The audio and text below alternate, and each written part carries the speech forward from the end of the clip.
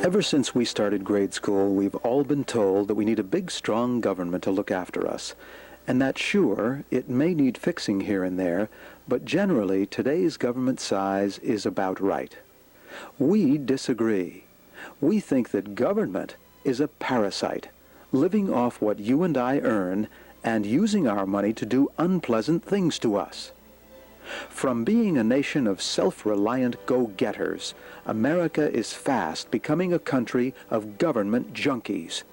We think an alternative exists, one that puts you back in charge of your own life and destiny.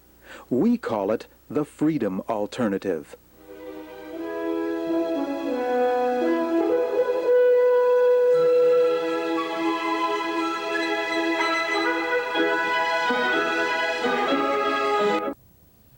Hello, I'm Peter Verderosa, and welcome to this week's edition of The Freedom Alternative. We're recording it on May 21st, and last weekend was busy for Jim Davies and myself. On Saturday, I went to Hartford, and I'll show you some pictures of the anti-income tax rally sponsored by the Connecticut Taxpayers Committee.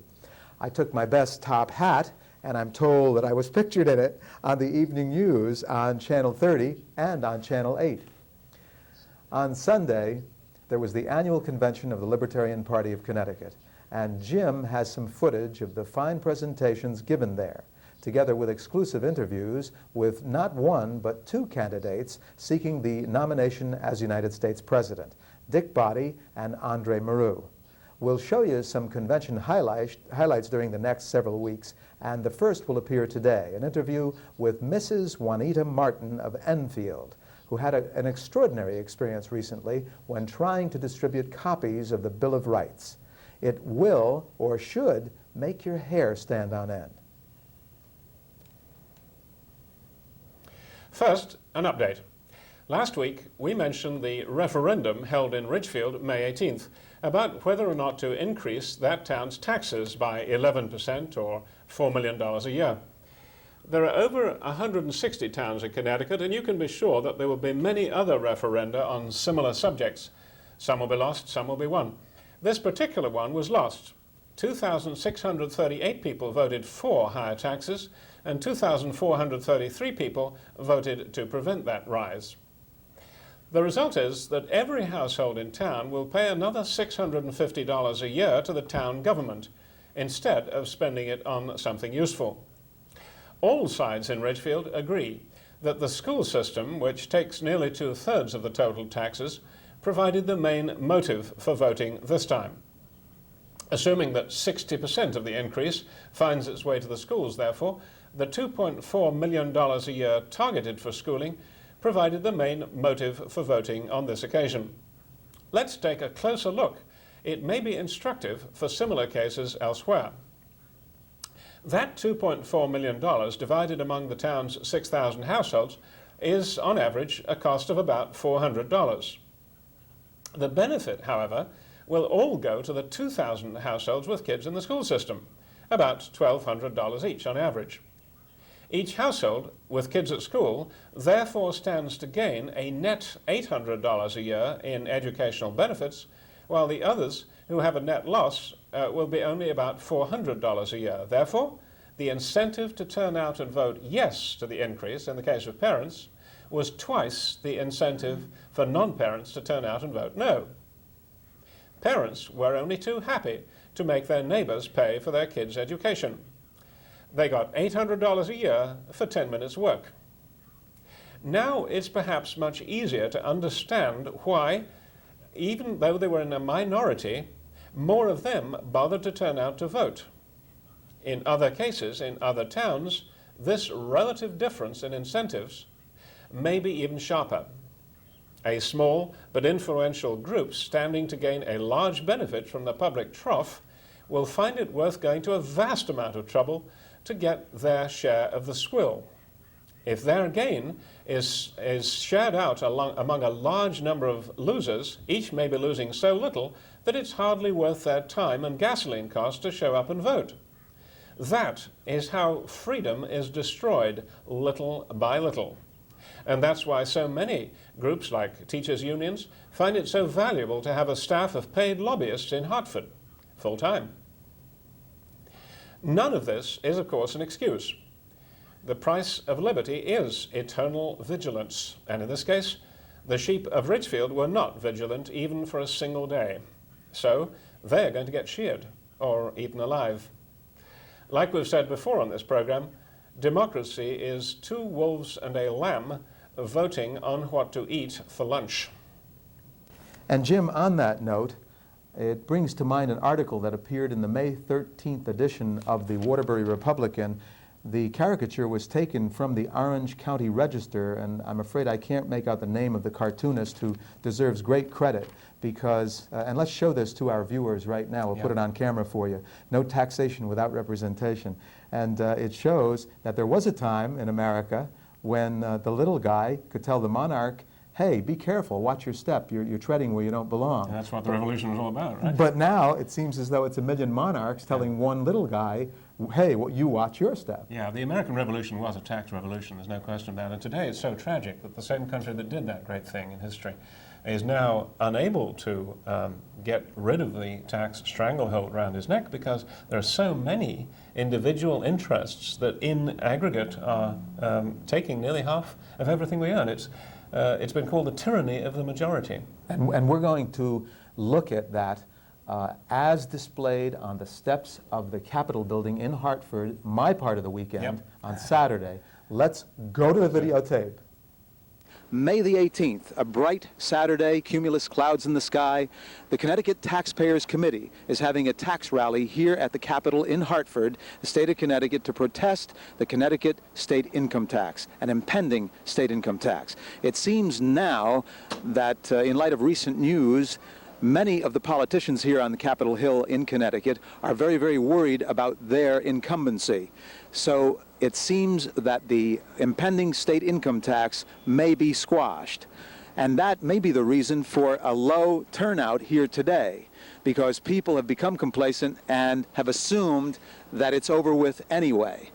There should be more here to drive the final nails in the coffin of this proposed tax. Senate Bill 756, as it's called, the infamous SB 756, proposes to install a 6% income tax on gross income over $12,500, and in trade intends to lower the current 8% state sales tax to 4.25%, but apply it to virtually everything that the 8% tax now applies to, and everything else you can possibly name except food in the grocery market. And of course, that doesn't exclude chips and baked goods. They will also be taxed at 4.25%, as will gasoline at the pump, home heating fuel, your electric bill, and virtually anything else that you can name. We're going to hear from Chairman of the Connecticut Taxpayers Committee today, Tom Scott.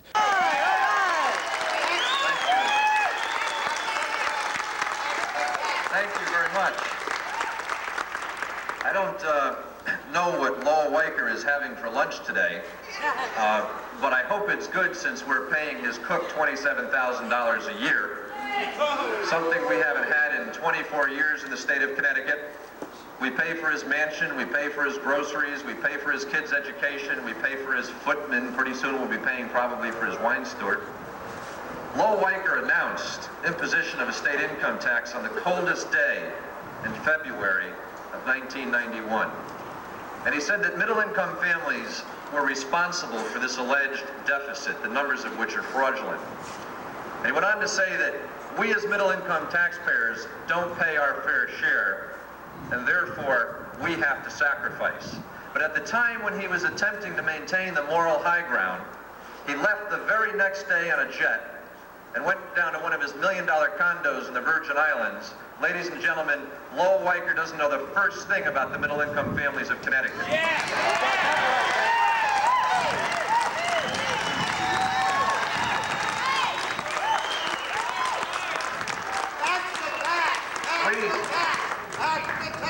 We incorporated the Connecticut Taxpayers Committee back in December of 1990 in anticipation of Lowell Weicker going back on his word. You'll like our television ad. It begins with Lowell Weicker looking in the camera saying, don't blame me, or don't lecture me, John Rowland, I'm not for an income tax. And then I turned the off button and asked people to call our number. In 1971, we spent $1 billion in the state of Connecticut, and that was for a 2-year budget. In 1991, Lowell Weicker and his allies and his marionettes want to spend nearly $8 billion of our money. Today is an historic day in many ways. Today in Connecticut is Tax Freedom Day. That's that point on the calendar when we stop working for government and start working for ourselves and for our families. The average worker in Connecticut today works nearly 5 months a year just to pay taxes at the local, state, and federal level, and frankly, we don't need a lecture from Governor Weicker and his allies, and there's nothing selfish in saying, Governor, we've done our part. Now you do your part, clean up the mess that you inherited, part of it, but he's exasperating it with all these $85,000 salaried appointments he's making. It's up to the...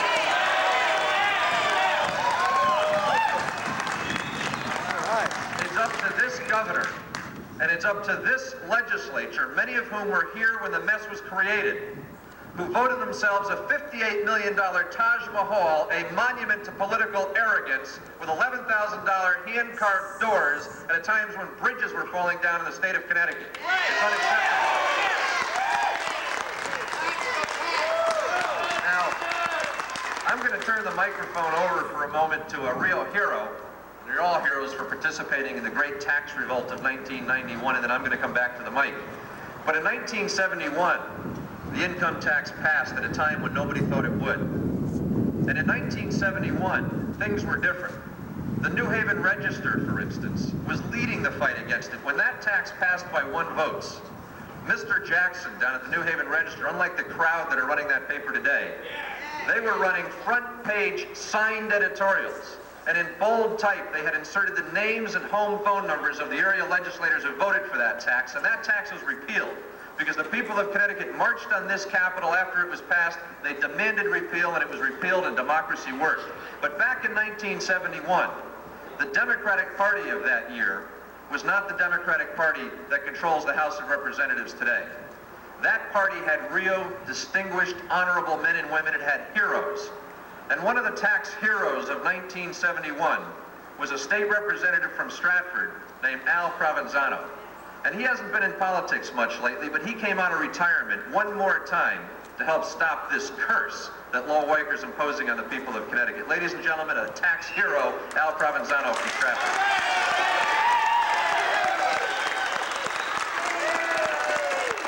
Thank you very much. Thank you. You know, I never expected to say a few words. I just came up with the rest of the crowd to show my opposition. So I have to apologize for my attire first. Well, I certainly want to thank you, and I had hoped that there would be a greater crowd. However, don't feel badly that the crowd is not here. And I look back in retrospect and I say to myself, back in '71, we had one gigantic throng of people. But you know, government has spent so much of our money that they're keeping you and your family busy making money in order to pay what you need to survive on. And the taxes take the biggest portion of your salaries, your income. When you consider what you and your family make, you and your wife, a wife today must work in order to survive in our society. And that's why the crowd isn't here. They're tired. They're not looking to go somewhere on a Saturday. They want to sit home. And government has done this to us. They have destroyed really the family unit, because families cannot really work together as a family. They're working to survive. And when they get home, they want to sit home and relax, maybe the boob tube or whatever. And this is what's happened. It's a disgrace what has happened to the family unit. Right on! Absolutely, great! I want to thank you. Government spending is going rampant. I have said before, government is out of control on all levels. On all levels. I want to thank you. Keep up the good work. But remember this. If this tax package passes, there's absolutely no chance of repeal because this governor wants this tax more than Meskel did. He doesn't care. He's a one-term governor. He did this to prove to the Democratic and Republican parties that he could beat them, and that's all he's interested in. He's not looking to run again. He wants this tax. Be ever vigilant. Thank you very much. Jim, I think you'll agree there were many good speeches Excellent at the speeches. tax rally, Yep. especially that from Al Provenzano, Yeah. the former state rep from Stratford. Liked it a lot. But none of them exemplified the freedom alternative philosophy, and our alternative would indeed be much, much different than Well, theirs. I think we can go along with virtually everything that's said there. There were excellent speeches. Absolutely. I think the difference comes in what was not said. The Republican alternative to Weichler's The income Republican tax is alternative is basically, and remember this, folks, is to take the current 8% state sales tax and apply it to virtually everything Yeah. except grocery. So the total amount being taken from the people of Connecticut into the hands of the state government would be reduced very slightly from Weichler's 7.4 billion a year, but not much. The freedom alternative to all this nonsense. First of all, make the government in Connecticut operate at its 1982 levels. That would involve a 55% reduction, by my calculation, in its expenditures. Then, secondly, examine what government is supposed to do. What are its roles? Cut out health, education, and welfare. That's another 60% down. A 6 times smaller government could be done if we get serious about cutting down the size of government. Mm-hmm. But nobody's speaking of this at all. Nobody. Oh, well, we are. We are. We hope a lot of our viewers will soon. And we hope that you're listening, and we hope that you're viewing, and we hope that you're telling your friends about the program, because what we ultimately would like to see is for the Republican and Democratic parties, as they stand and as they have stood for many, many years, to be put aside and let's try something different. Yeah. After all, what have we got to lose by Right. trying something different? Right. What have we got to lose to walk into the voting booth and vote libertarian across the board? What we have to lose, I think, elsewhere has been called chains. Change. That's what we've got to lose. Exactly, exactly. Because this kind of taxation is nothing less than pure slavery. Yes, it is. That's Pure exactly slavery. right. And I don't know about you, but I feel like I'm shackled at the ankles, at the wrists, and I'm dragging 4 big iron balls with me everywhere I go. And I want to be unchained. Yeah, absolutely. Yeah. And I know you do too. Yep. Listen, you've got some interesting things from your weekend. Yes, I have. For our final item this evening, let's meet Juanita Martin of Enfield. As she tells her story, do remember that she is not describing the Soviet Union or Nazi Germany, nor the time of the Inquisition or other periods of oppression in the history of the lands from which Americans emigrated. She's telling us about the United States of America in the year 1991. Juanita Martin, thank you so much for joining us on the Freedom Alternative. Thank you for inviting me. We want to hear the story of what happened to you when you went to court a little while ago. And I understand that you went to court to distribute the Bill of Rights. Why did you want to do that? Well, in celebration of the 200th anniversary of the Bill of Rights, I decided I would pass it out to as many people as I could find grouped together. Well, doesn't everybody know the Bill of Rights? Why do you feel you had to do that? No, it is not common knowledge for people to be exposed to the Bill of Rights. Most people don't even own a copy. And this is a small, wallet-sized copy you could always carry with you. So this is the one I pass out. So, and why did you go to a courtroom to do this? Because surely the courts are there to protect our rights, are they not? We have always assumed so, but it's definitely not the manner where you go to court and get your rights protected. You're invaded when you enter the building. You're searched upon entry. Oh, what's wrong with being searched on entry?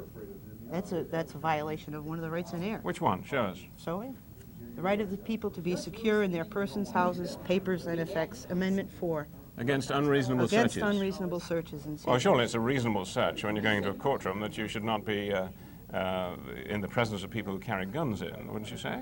And create havoc in the courtroom? Isn't that a reasonable search? I would not consider it a reasonable search, no. Okay. I don't, just on the simple fact that there's no reason to suspect somebody of being guilty of something Ah, good point. before they're even charged. I mean, you've got to have a problem Excellent before point. you search them. Which is when you took a bundle of these Yes. copies of Bill of Yeah. Rights. And by the way, folks, if you would be interested in having a copy of the Bill of Rights in the United States Constitution, just call our number, 1-257-4844. We'll be delighted to send you one or more. When you decided to take these into, which was it the court? Was it the state court? It was the Superior Court in Enfield. In Enfield, the state court. 13. And what happened when you walked in and you started offering them around? What took place? Initially, I was ordered not to pass out any literature, and I explained to them that this literature I'm passing out is the Bill of Rights.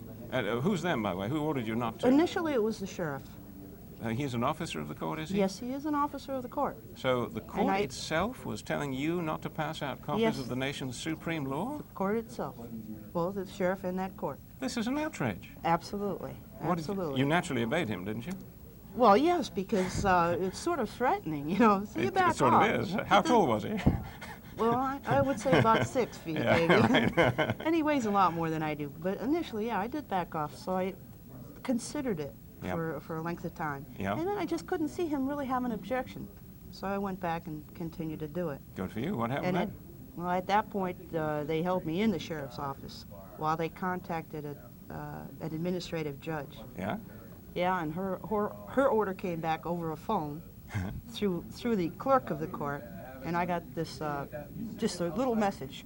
Judge Hennessy says you can't pass out any literature Now, let in me, or on the state grounds. let me clarify this. There was a phone communication with the judge, and you had the opportunity to tell her why you wanted to continue. No, it was not. No? No.